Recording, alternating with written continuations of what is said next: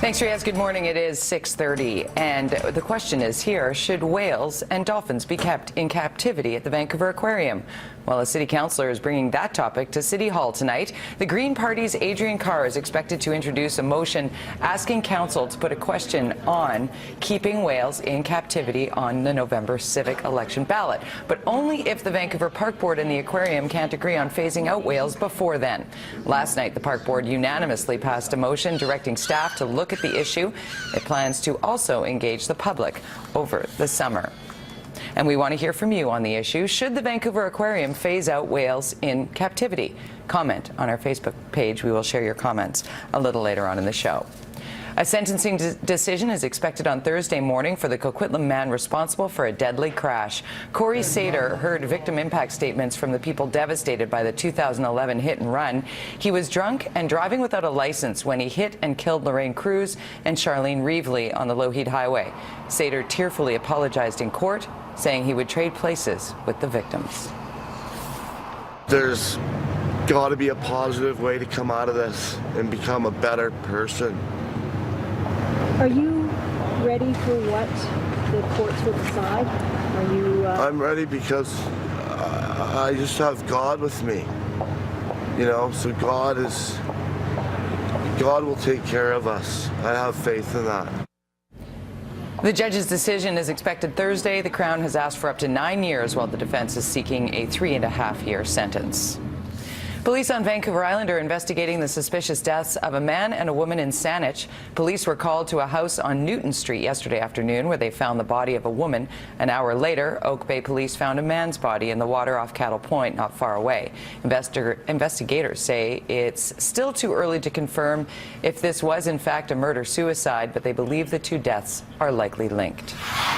A 60-year-old Maple Ridge woman has been charged with second-degree murder in connection with the death of a 61-year-old woman at a Burnaby apartment last December. Police believe the two were good friends, with the killing tied to the drug trade. The victim was a mother and a grandmother.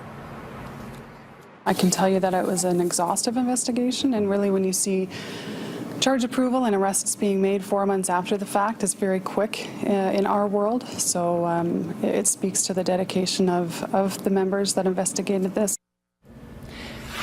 Vancouver police have located a vehicle belonging to murder victim T. Yen Lee. Officers had been searching for the 2003 Nissan Altima like this one. Lee died in Stanley Park last week after she was found in medical distress. Police have not said if her vehicle was seen in the park, but they do think it will help the investigation. We are in the process now of doing some background work on the victim in this latest homicide, and there are pieces of information coming forward. One of those things does lead us to believe that she was targeted. She does have some history with the police, but again, it's going to take some time to tell whether that had a bearing on what happened with the homicide. It's believed Lee was facing drug charges after reported arrest last year. A nurse at Eagle Ridge Hospital in Port Moody is recovering from a frightening incident at work that some believe could have been prevented. She was trying to get a dementia patient off a second-floor balcony, but help was delayed because the PA system was broken, leaving the emergency call muffled. The nurse was attacked by the man and was left with cuts and bruises. The BC Nurses Union says the situation last week was caused by understaffing and faulty equipment.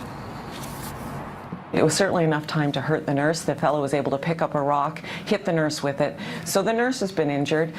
She's certainly very traumatized by the whole event. This was her patient that unfortunately, because there were just not enough staff on the floor that day, this fellow managed to find a way to get to a balcony on his own and potentially could have harmed himself.